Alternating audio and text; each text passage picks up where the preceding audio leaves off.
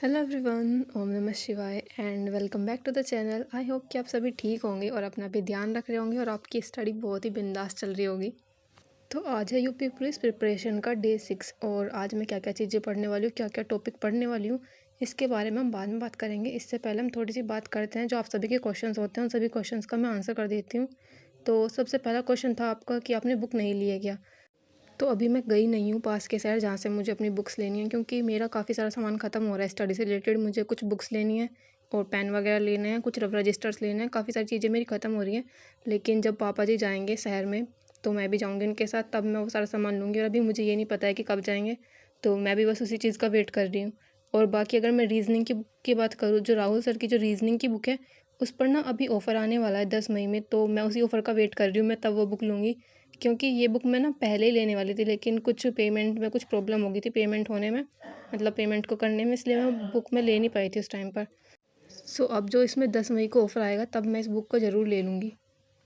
और आप सभी का सेकंड क्वेश्चन ये होता है कि ज़्यादातर ऑनलाइन प्लस ऑफलाइन स्टडी दोनों को मैनेज कैसे करें, कि या तो हम ऑनलाइन स्टडी कर पाते हैं या फिर ऑनलाइन।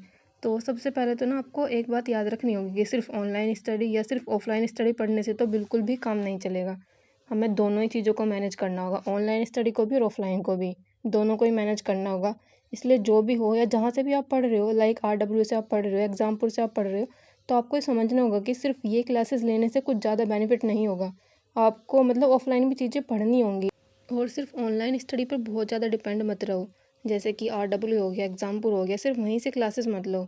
मतलब ठीक है, आप वहाँ से क्लासेस ले रहे हो, बहुत अच्छी बात है, ये तो मैं भी ले रही हूँ। बट उसके साथ साथ ना आप ऑफलाइन भी चीज़ें पढ़ा करो। जैसे कि मतलब अपनी आपके पास जो भी बुक्स है या कोई नोट्स हैं तो उनसे भी प्लीज़ पढ़ा करो। और सेकंड बात आती है कि जो आप मॉक टेस्ट देते हो वो सिर्फ ऑनलाइन मत दिया करो, क्योंकि ऑफलाइन और ऑनलाइन मॉक टेस्ट देने में बहुत डिफरेंस होता है। तो आप कभी कभी मतलब ऐसा हो करे तो आप ऑफलाइन ज़रूर दिया करो, एक से दो मॉक टेस्ट मतलब ऑफलाइन भी देने की कोशिश किया करो। और एक प्रैक्टिस के लिए एक बुक मंगा लो। हमारा जो एग्ज़ाम होगा ये यूपी पुलिस का, सीधी सी बात है, ये ऑफलाइन मोड में एग्ज़ाम होगा। तो हम जितनी ऑफलाइन चीज़ों की प्रैक्टिस करेंगे उतना बेहतर है। और स्पेशली अगर हमारे पास इस तरह के पेपर मिल जाता है जिसमें हम गोला भर के प्रैक्टिस कर सकते हैं, तो ये तो और भी अच्छी बात है, क्योंकि कई बार बहुत बार गलतियाँ होती हैं गोला भरने में, कोई क्वेश्चन दूसरा होता है, हम लगा कोई सा देते हैं। तो इसलिए इस चीज़ की प्रैक्टिस बहुत ज़रूरी है, इस चीज़ को मतलब प्रैक्टिस में आना बहुत ज़रूरी है। तो अभी मैं जैसे बाहर जाऊँगी, मतलब शहर जाऊँगी वो बुक्स वगैरह लेने के लिए, अगर मुझे इस तरह के पेपर्स मिल जाते हैं तो मैं वो भी ट्राई करूँगी लेने के लिए। वैसे मुझे नहीं पता है कि मिल जाएंगे या नहीं, क्योंकि गांव वगैरह की साइड कम ही मिल पाती हैं इस तरह की चीज़ें। बट मैं ट्राई करूँगी, अगर मुझे मिल जाता है तो मैं उन सभी चीज़ों से प्रैक्टिस करूँगी। तो नेक्स्ट क्वेश्चन आप सभी का रहता है कि आप कौन से ऑनलाइन प्लेटफॉर्म से तैयारी कर रही हो। तो मैं सिर्फ RW से ही तैयारी कर रही हूँ, जो ऑनलाइन में तैयारी कर रही हूँ, वो अदर किसी चीज़ से नहीं कर रही हूँ। जैसे एग्जाम्पल की मैं बात करूँ तो एग्जाम्पल पर विवेक सर जो हिंदी पढ़ाते हैं अच्छी पढ़ाते हैं, ऐसा नहीं है कि वो अच्छी नहीं पढ़ाते हैं, वो बहुत अच्छी हिंदी पढ़ाते हैं। बट मुझे उनके क्वेश्चन थोड़े इजी इजी से लगते हैं, तो इसलिए मैं वहाँ पर हिंदी नहीं पढ़ रही हूँ। बाकी विवेक सर के यूपी पुलिस के री एग्ज़ाम में इतना बड़ा योगदान रहा है भाई, उसको कैसे भूल सकता है कोई भी, तो उनकी तो सभी रिस्पेक्ट करते हैं। एक ही प्लेटफॉर्म से जुड़ी हूँ, RW से, तो मैं अपनी सभी चीज़ें ना वहीं से ही पढ़ रही हूँ। हिंदी हो गया, रीजनिंग हो गया, मैथ्स हो गया, GK GS और UP GK, जो सभी चीज़ें हैं वो वहीं से पढ़ रही हूँ। तो वहाँ पर जो नवीन सर हिंदी पढ़ाते हैं उसको मैं साथ के साथ नोट्स बना लेती हूँ उनके। और उसके बाद जो मैथ्स और रीजनिंग वाली क्लासेस होती हैं उनको मैं साथ के साथ सोल्व कर लेती हूँ। तो उनमें तो नोट्स बनाने की ज़रूरत नहीं पड़ती है, उनको मैं सिर्फ सोल्व करती हूँ। बाकी बचती है UP GK और GK GS वाला पार्ट। तो UP GK और GK GS वाला जो पार्ट है उनको भी मैं नोट नहीं करती हूँ, क्योंकि अभी उनको नोट करने लग जाऊँगी तो बहुत ज़्यादा टाइम लग जाएगा, और मैं अपने नोट्स से भी पढ़ती हूँ, तो इसलिए नोट करने का टाइम भी नहीं मिल पाता है। तो अब मैंने आप सभी के क्वेश्चंस के आंसर कर दिए हैं। अब हम थोड़े से टॉपिक के बारे में बात कर लेते हैं कि आज हम क्या क्या चीज़ें पढ़ने वाले हैं। तो आज का शेड्यूल कुछ इस तरह का रहने वाला है। तो सबसे पहले मैं हिंदी वाला पार्ट पढ़ूंगी, और हिंदी वाले पार्ट में मुझे स्वर के भेद, व्यंजनों के बारे में, व्यंजन के सभी भेद, और अंतस्थ व्यंजन हो गए, उष्म व्यंजन, संयुक्त व्यंजन, उत्क्षिप्त व्यंजन, और ताड़नजात वर्ण, वर्णों का उच्चारण स्थान, और हिंदी शब्दकोश में वर्णों का कौन सा स्थान होता है। जैसे हम रीजनिंग में जो क्वेश्चन पढ़ते हैं कि इन सभी शब्दों का इंग्लिश शब्दकोश में क्या स्थान होता है, उसी तरह से हिंदी के लिए भी मैं ये चीज़ें पढ़ने वाली हूँ कि हिंदी शब्दकोश में कौन सा वर्ण किस स्थान पर आता है। और उसके बाद थोड़ा सा संधि, उपसर्ग और प्रत्यय के बारे में पढ़ना है। तो हिंदी का टॉपिक सिर्फ इतने ही रहने वाले हैं आज। और GK GS वाले पार्ट में आज मैंने थोड़ी सी केमिस्ट्री पढ़ने का डिसाइड किया है, क्योंकि केमिस्ट्री और फिजिक्स भी थोड़ा सा ज़रूरी है, इसमें से भी क्वेश्चन आ सकते हैं। और मेरे पास थोड़े से नोट्स थे जिसमें से मैं हिंदी पढ़ रही थी, तो उसमें थोड़े से नोट्स ना केमिस्ट्री के भी थे, तो इसलिए मुझे लगा कि पढ़ लेते हैं, अभी तो टाइम है तो इन सभी चीज़ों को भी पढ़ लेते हैं। वैसे फ़िज़िक्स, केमिस्ट्री वगैरह से या साइंस से मैं बात करूँ तो कुछ ज़्यादा क्वेश्चन नहीं थे, बट मेरे पास टाइम था तो मैंने पढ़ लिए थे क्योंकि बहुत ज़्यादा चीज़ें नहीं थी, ये थोड़ी-सी थी। तो इसमें केमिस्ट्री वाले पार्ट में मैंने ईंधन के बारे में पढ़ा है, उनकी कैलोरीफिक वैल्यू क्या होती है। जैसे पेट्रोल, डीज़ल, इन सभी जितने भी ईंधन हो गए, इन सभी की कैलोरीफिक वैल्यू के बारे में मैंने पढ़ा है। और उसके बाद पेट्रोलियम में कौन-कौन सी चीज़ें आती हैं, जैसे पेट्रोलियम से पेट्रोल, डीज़ल, केरोसिन तेल, कोयला, स्नेहक, पेट्रोलियम ईथर और पैराफिन वैक्स हो गया। और उसके बाद अम्ल, क्षार और लवण और उनके सभी प्रयोगों के बारे में। तो अभी तो मैंने यही पढ़ा है, लेकिन इसमें केमिस्ट्री वाले पार्ट में एक दिन का और बच जाता है। जितनी चीज़ें मैंने आज पढ़ी थी तो लगभग इतने ही पेज थे नेक्स्ट डे पढ़ने के लिए, तो 2 दिन में ही कंप्लीट हो जाएगा, इसमें कोई बहुत ज़्यादा चीज़ें नहीं थी। उसके बाद मैथ्स में मैंने 2 मॉक टेस्ट सोल्व किए आज, दोनों में 20-20 क्वेश्चन थे, तो मैंने 2 मॉक टेस्ट सोल्व किए हैं क्योंकि मैं अभी मैथ्स की थोड़ी प्रैक्टिस कर रही हूँ, क्योंकि मैथ्स में बहुत ज़्यादा क्वेश्चन भी नहीं आते हैं, तो इसलिए ज़्यादा टाइम वेस्ट करने से बेहतर अब थोड़ी मैथ्स की प्रैक्टिस कर ली जाए। इस वजह से मैं थोड़े अब मॉक टेस्ट सोल्व कर रही हूँ अपने। और आरडब्ल्यूए पर 2 क्लासेस ली हैं मैंने री एग्ज़ाम की, जो सर ने कराई हुई हैं। और उसके बाद अगर मैं रीजनिंग की बात करूँ तो रीजनिंग में मैंने क्यूब और क्यूबॉइड वाला चैप्टर पढ़ा है आज। यूपी पुलिस का जो एग्ज़ाम था मेरा, वो 17 फरवरी में फर्स्ट शिफ्ट में एग्ज़ाम था। उसमें शायद क्यूब और क्यूबॉइड से रिलेटेड एक क्वेश्चन था। तो आज जब मैंने वो क्लास की तो मुझे बहुत ईजी लगा वो क्वेश्चन। स्टार्टिंग में तो मुझे ऐसा लग रहा था, मतलब वो समझ ही नहीं आते थे उस तरह के क्वेश्चन, कि एक घन को इतने इतने पार्ट में काट दिया जाता है, उस पर इस तरह से कलर किए जाते हैं। ये वाले क्वेश्चन डिफ़िकल्ट लगते थे, लेकिन जब सर ने कराए तो ये तो बहुत ईजी लगे। स्पेशली वो डायग्राम बनाने के बाद तो इतना ईजिली हो जाते हैं। ये क्यूब और क्यूबॉइड वाला चैप्टर राहुल सर ने कराया हुआ है आरडब्ल्यूए पर। इसकी मैंने 2 क्लास की थी और शायद 2 क्लास से भी ज़्यादा कराई हुई है सर ने। तो ये वाला चैप्टर काफ़ी अच्छे से समझ में आ गया अब मेरे को। तो अब तो काफ़ी इजी लग रहा है। ये स्टार्टिंग में मुझे थोड़ा डिफ़िकल्ट लगता था। और ये 4 सब्जेक्ट पढ़ने के बाद इसके बाद मैं डेली जो आरडब्ल्यूए की क्लासेस होती हैं अपनी, वो लेती हूँ। जो सर डे टू डे कराते हैं, जितनी भी चीज़ें होती हैं मंडे टू फ्राइडे।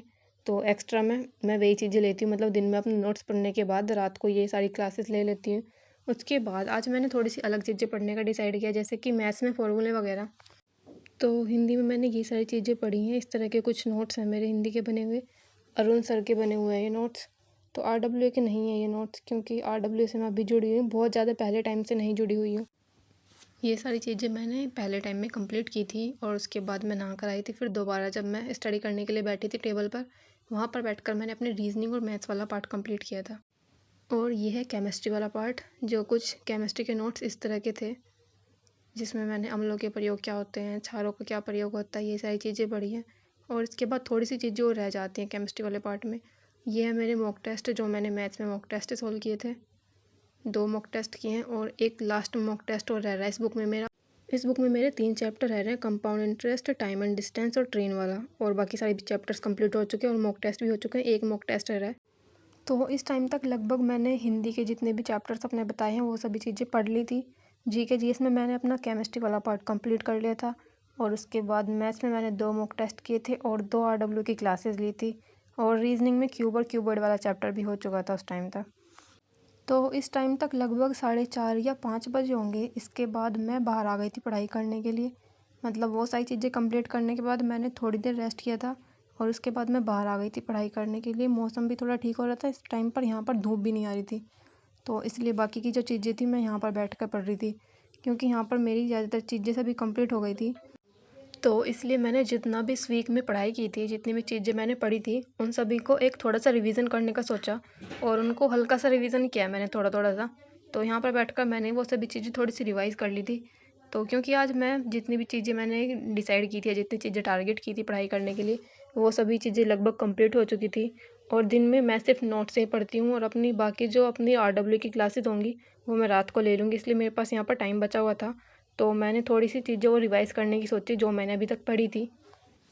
रिवाइज़ करते टाइम पता चलता है कि हमने जितनी भी चीज़ें पीछे पढ़ी हैं उसको सभी को जब हम रिवाइज़ करते दोबारा पढ़ते हैं तो सभी चीज़ें ऐसा लगता है कि हम भूल चुके हैं, हमने जितना भी पीछे कुछ चीज़ें पढ़ी हुई हैं। तो रिवाइज़ करना बार बार बहुत ज़्यादा ज़रूरी हो जाता है, क्योंकि मैंने भी जितनी भी चीज़ें पढ़ी थी ऐसी काफ़ी सारी चीज़ें ऐसी लग रही थी जैसे मैंने अभी पढ़ी हैं ये सारी चीज़ें। तो मेरे साथ तो ऐसा होता है, जी के जी एस वाला पार्ट तो स्पेशली मैं बहुत जल्दी भूल जाती हूँ।